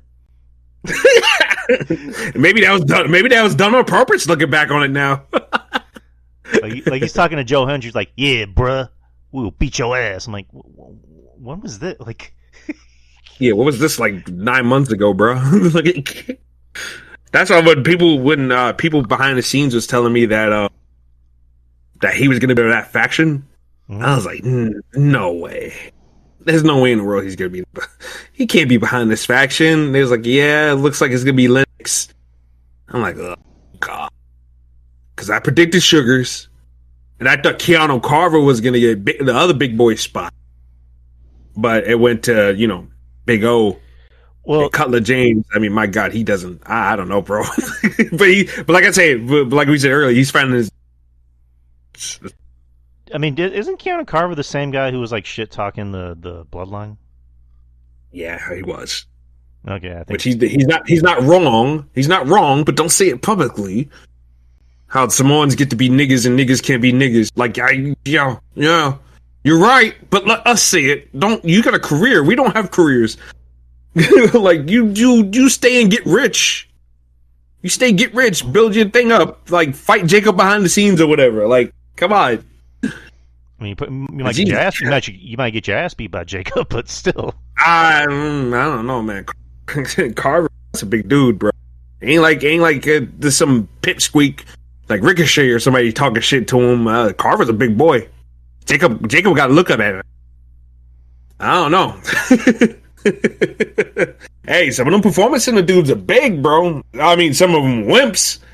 Carver seems like the real deal. He's from that area too, where deal. So I don't know, man. He ain't some pretty boy for. I don't know. Jacob might be in trouble. With a Samoan dude. I still wouldn't mess with any Samoans. No, I wouldn't either. But that's an issue for management. That is one. I mean, because he's not wrong. He's not wrong. It's okay for the Samoans. The Samoans can be ghetto. The Samoans can wear grills in their mouths. The Samoans can wear joggers and wear J's, but actual niggas can't do it. You know what I'm saying? Like Montez Ford has to sneak and do it. So he had a point. He had a valid point. And a lot of people in the block, wrestling fans, feel the same way that he does. Yeah. But you just don't say it out loud, bro, when you got a career. When you a new nigga getting money, trying to get called up. And you actually got more potential than people in that line. Say one thing, you got more got more potential than their so-called cousin that's still down there waiting to even get out of the box to even start. Who's awful. Who? He is awful. Fucking, what's his name? Lance in Hawaii. He is awful. He is awful. Why the fuck WWE signed him for no big deal? Like, okay, I get it. Talatong, I get it. He's tall, monster, whatever. Fine, I get it. Tongaloa, I mean, every faction dummy, right? The big, he's not even big, but like a bodyguard guy who trips over his own feet and shoelaces or whatever. Like, I get it, fine. But Lance in Hawaii, he's boring. He's not that great. Cosmetically, looking like he's like fat. Like, come on. There's nothing special about this. Nothing. At least Talatonga can hang on to the fact that he's tall. Right. This guy, no, awful. Go, get him up out of here, man. So, but Keanu Carver, yeah, keep your mouth closed, bro. Keep your mouth closed. Let us say it. We got you. We know how you feel. But just keep your mouth closed, man. You a new young nigga trying to make money and just fight the good fight, man. Keep your mouth closed, man. We got this. So the main event, NXT Championship, Obafemi versus Javon Evans. Oh man, damn! How many times can you beat Javon Evans in big matches before you just go, "What the fuck are we doing?"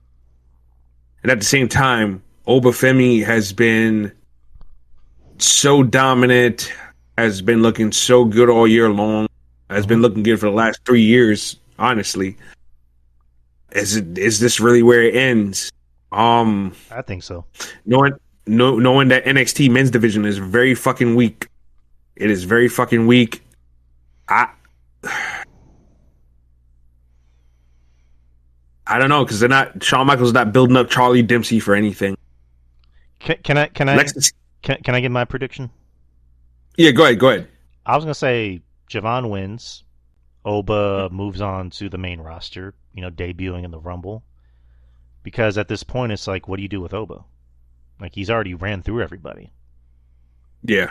You know what I mean? Like, also, and this is kind of like a segue into another topic, and we can just, stick with the current topic at the same time. But, like, John Cena's retirement match. I think that'd be better suited for somebody who needs that rub. Other than, hey, the greatest hits. I think that'd be a better rub for someone like Oba. Yeah. Assuming Triple H is going to do anything with him. I mean, this is where Triple H is really going to, the eyes are going to be if he hits that main roster. Oh, man. The accusations are really going to be, because there's no excuse. There's no excuse at this point why you don't push an Obafemi. None. At least Carmelo Hayes, okay. If you want to go with a small card, even though it makes sense, given that Triple H just pushed smaller in NXT, you can go with that, I guess. The fact that he talk, okay, maybe you can go with that too. But Obafemi can talk. Yeah. He can work. He has size, explosiveness, confidence. Looks like a star. He looks like somebody. Mm-hmm. If this man's not a star on TV, underneath Triple H, he deserves every racist thing. Like, I'd just be joking with the racist stuff. Mm-hmm. But we need to have a conversation. If Obafemi is not a star in the next year on this fucking main roster, we need to start having that conversation. Because Montez Ford, okay, whatever, he's in a tag team, but there's no reason why that guy couldn't be a star either. Because at least, like I said with Melo, he's short, not very flashy on the mic, but flashy in the ring, this, that, and the other. But Montez Ford has got it too. And why he's still stuck in the Street Profits, way beyond me at this point. Mm-hmm. But Obafemi definitely is going to be that key. Trick Williams, okay, maybe might not be Triple H's cup as far as wrestling goes. Triple H likes to tighten the ring, and Trick Williams is not exactly tight in the ring. Javon Evans is young, maybe too young, probably want him to mature a little bit. Triple H has a thing of wasting people's youth by it too. So maybe putting a young guy in Triple H's hands is probably not the best thing. Ask Tyler Bate, Pete Dunne, and fucking Ilya Dragunov how many years of youth they wasted in WWE. And it's a whole damn lot. When Tyler Bate is getting ready to turn 30 and he got started when he was 19, that's a problem. Big problem. But yeah, Obafemi is going to be that ultimate test right there to see whether Triple H is really what a lot of us think he is or not. Oh man, but yeah, I got Javon. I think Javon Evans is going to. They've been hyping this up for a while in the background. Javon Evans being big enough to, climb that mountain. Can he do it? I think that'd be a great story to tell. It just seems like a weird pay-per-view to do it, in my opinion. But other than that, I think that the story has been set for him to finally cash in on that big demon because he's got to win a big match, man. He's finally got to win it. He done failed at the championship twice already. So I think we have to do it now. And like you say, give Oba maybe the rest of the year off or whatever, or not the rest of the year off, but like maybe just write him off and let him debut at the Rumble. It's probably a long time from now, but sometimes if you stomp and clap your feet, January will be around the corner. But I don't know, man. I just think that Javon Evans has to really get this. But my thing is, who is going to be the guys that he's going to wrestle? Gonna give him Lexis King? Well, Shawn Michaels got to build up Lexis King first. We got to give him Ethan Page again. We've seen those guys go at it before. Do we really need to see it again? Maybe. Wesley has been beaten to death, and I forget that he's even a viable guy. He'll. It was great for what it was when it first happened, but I mean the run has not been great, so it's just whatever. Jasper Troy, I don't want to see that. Oy. Who else? Miles Bourne, like that would be a good babyface versus baby match, but Miles Bourne ain't really been built up either. So all these guys, Shawn Michaels, piss poor job of building guys up, giving guys the momentum. That's one thing I see about Triple H. At least when he was doing NXT, he would give guys matches so that they can catch momentum to the point where you're like, okay, they're primed for a spot. It doesn't feel like any of these guys that I'm listing off are primed for a spot, if you know what I mean. Right. No, you're not wrong. Yeah, I just think that it's Oba, Trick, Javon, and then I can't even name you who's like really top guy and prep for a spot underneath. Maybe Ethan Page because he's North American champion by proxy. But like outside of that, who's really primed for a spot after that? I don't know. But that Shawn Michaels and Undertaker and whoever else is down there producing, they need to get guys ready. Get guys ready for the North American Championship. Get guys ready for the NXT. Unless you go with Ricky Saints. That's another one, but I think Ricky should be on the main roster. Yeah, true. I think the best way you get savage that Seth Rollins shit for me is if Ricky was a part of that. Because at least then I'd be fucking interested and just still praying that Seth Rollins blows his knees out, so he's out for a year. But yeah, I mean that's just that. Seth, come on, do it, Kobe, do it. Do that moonsault. My knee. So I don't know. My knee. Yes. Straight up. Yes, Seth. See you later. Dun dun dun. Go ahead. But that's Heatwave. That's NXT Heatwave, baby. I guess Woo! we can kind of end. We can end the show by just talking about Naomi. Naomi announced on Monday that Big Jim did not pull out. Nope. She's a Netflix and chill kind of guy, as she put it. But obviously, congrats to her. In the great words of Wesley Pipes, don't you let my dick come out. That's what Jimmy told her. Don't let it come out. No skeet. Oh God, that was exactly the opposite. It was a skeet, and he shot up the club. But no, just congratulations, because if anyone watched Total Divas, Naomi or Trinity, she's problems, with fertility and not being able to have a baby with Jimmy. Jimmy has a daughter from a previous marriage, and it's funny because like they were on Stephanie McMahon's podcast where Jimmy had said the reason why they got married is because he saw how good she was with kids, and Yeah. so I mean I'm a sucker for a good story like that where she wasn't able to have kids on her own, now she's able to have kids, so I'm more than happy for Trinity. Selfishly, I'm bummed out because she's on the best run of her career, but I also Justin pointed out it's like when she comes back she'll be fine. Like it's not like the old days where like if you got hurt your push was taken away. Like when she comes back she's still gonna have her push, she's still gonna be over, she'll probably even be more over than she's ever been. And I also liked how in her promo she didn't do the usual I'm gonna be a face now because I'm pregnant promo. I'm still gonna be a heel. She told Adam Pearce, I ain't giving you shit. I thought that was funny. And she's like, I'm gonna come back and beat all you heifers. Even if I'm carrying my baby in my arm and it's breastfeeding, I'll beat all your asses. So I'm like, all right, Naomi, talk your shit.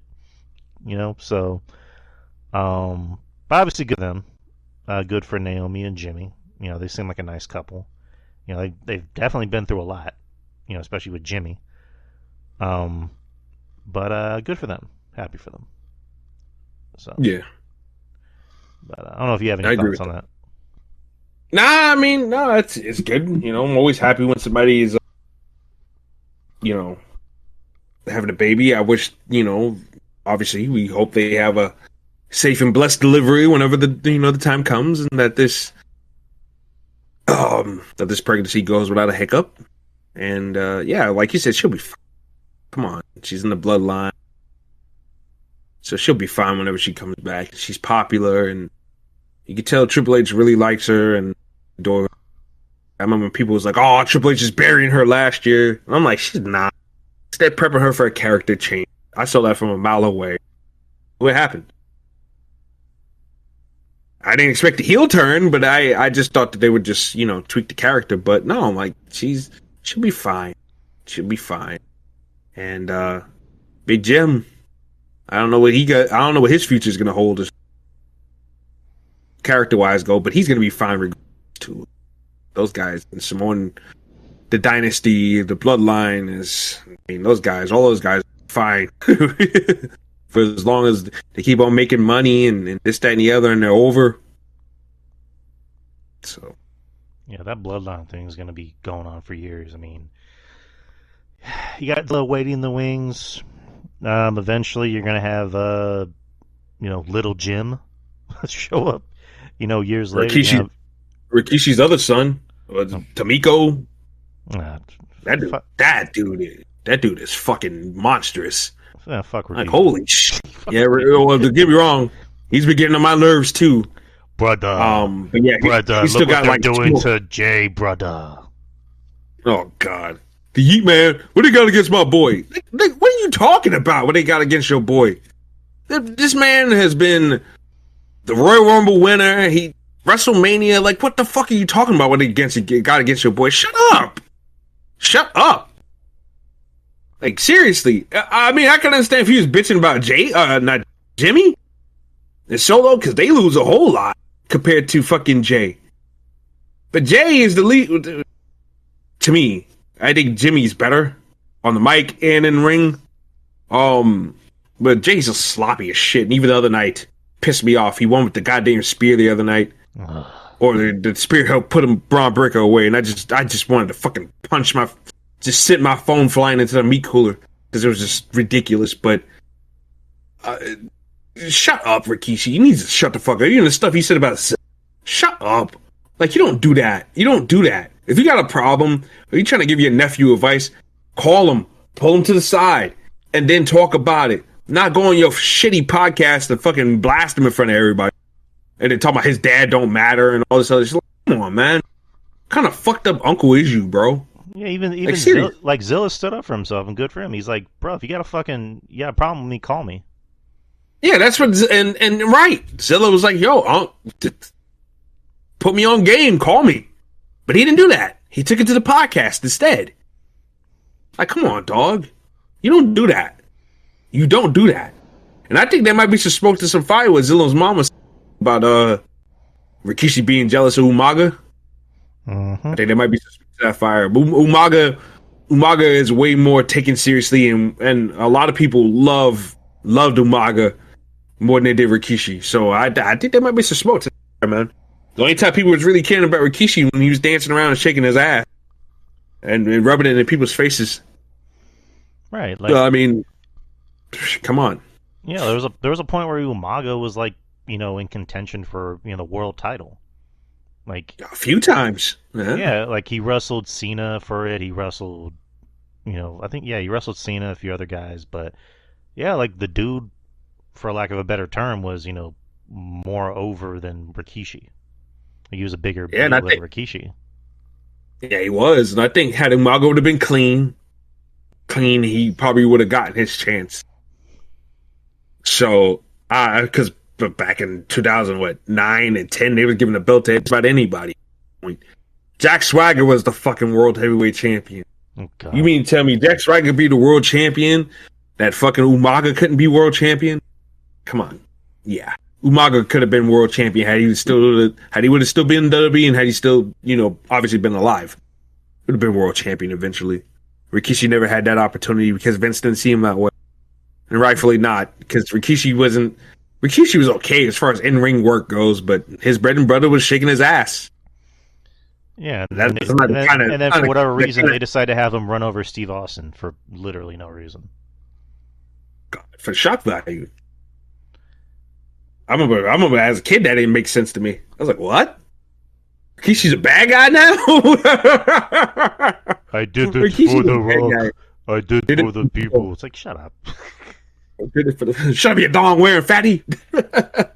Or when come on, man. Like he tells the Rock, you're kind of hurting my feelings. Hurting your feelings? You can wipe your 500-pound ass with your feelings. Damn, I want to tell somebody that so badly. You wipe your big ass with your feelings. Fuck your feelings. Oh, man. But, yeah, it's as far as everything goes, I think we kind of covered everything. So you're not going to talk about Forbidden Door at all like it doesn't exist, huh? I'd rather talk about Forbidden Whore. Man, Gianna Michaels was great in that film. That was a beautiful film. Hey, she's making a comeback, apparently. Really? At 50 years old? She's not that old, stop. Like, she's like barely 40, but... Really? Yeah, she's like... I don't know, she kind of... I seen them pictures she took over the weekend. She looked kind of... Dude, she still looks fucking annoying. She looks a little old. Dude, but the boobs look nice still, and she still has her energy. She's 42. She's 42. Yeah, she's been around for a long. I think did she retire when I was in middle school? She retired 2010. Yeah, like a long ass time ago. But apparently she's making a comeback. Oh God, that's gonna be something, huh? Shit, I'm pretty sure I'm gonna hear all about it. Shit, Eva Angelina made a comeback. So is Gianna. Who? Who Angelina? Eva Angelina? I don't know who that is. You don't know who that... Dude, Google her. Eva Angelina. No. I have no idea who that is. But I'm going to Google her right now, live in front of everybody. And I'm going to either pass out or I'm going to say, dude, what are you looking at? Hold on, let's see. All right, come on. Come on now. Hold on a second. Oh, damn. Oh. Damn. Damn. Mm-hmm. Oh. Oh, she look good with them glasses on, I ain't gonna lie. Mm-hmm. Oh, she a full-figured Latina woman. Jeez. Ooh. Yeah, Cuban. Mm-hmm. Okay. All right, Drew. I see you. All right. She retired and she became a firefighter, and then she came back. Oh, damn it! She should have been a goddamn firefighter in South Carolina. That'd be great. Yeah, she's and she's like fit as fuck. I want to fucking burn my house down to get her to rescue me. Help! Help! I need CPR. Now Just pull out below your my belt. Below my belt. now pull out your hose. Oh, Man, man. Jesus Christ. and that, people, is your porn section of the show. So now gotta talk about the awards that Jesse Rogers won. We'll save that for another time, and we'll see if Ruben Prime is willing to talk about it. So Ruben, about Willow Ryder. Prime After Dark. Great ass. The bakery's open. The Kevin Castle Great Ass Award.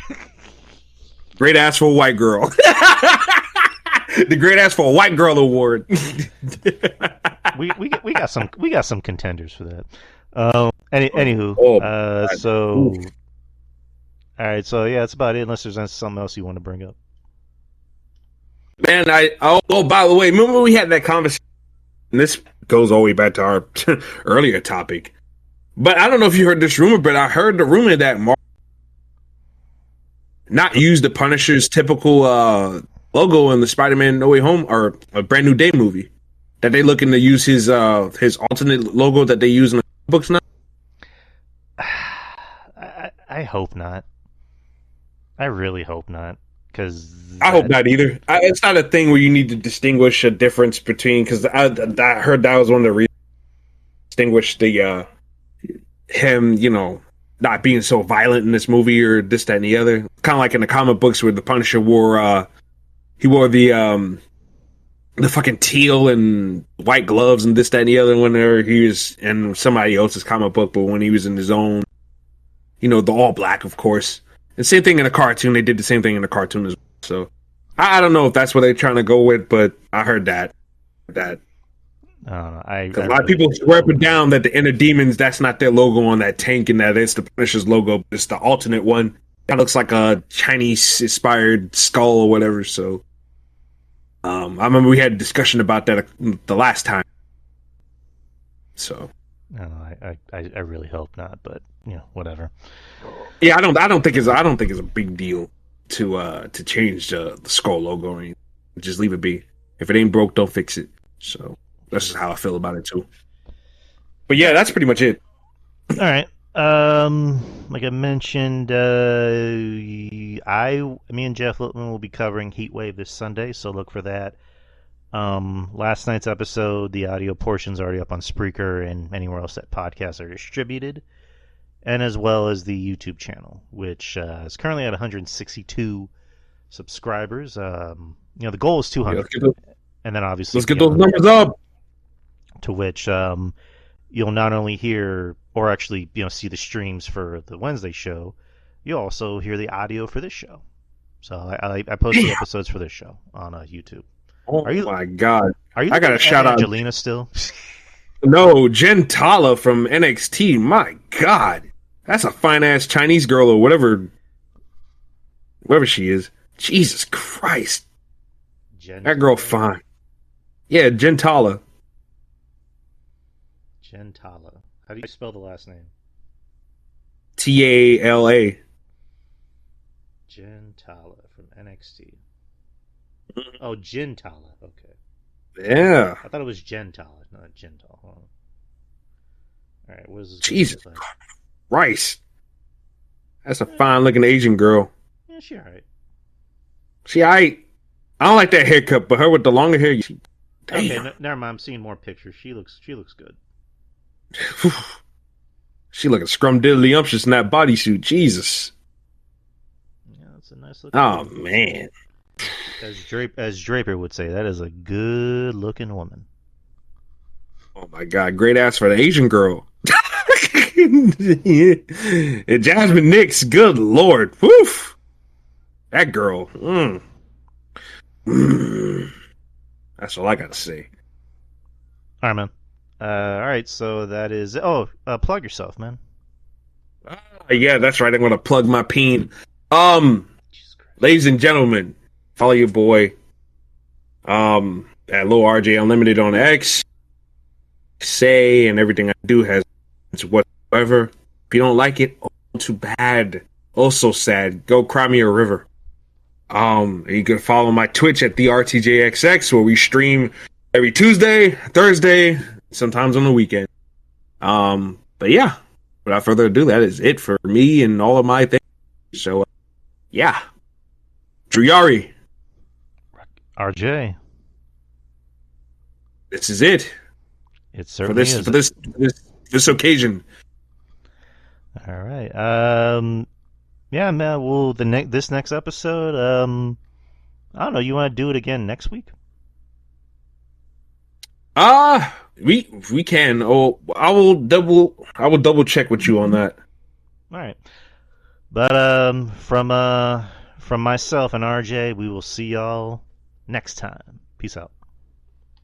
Peace out.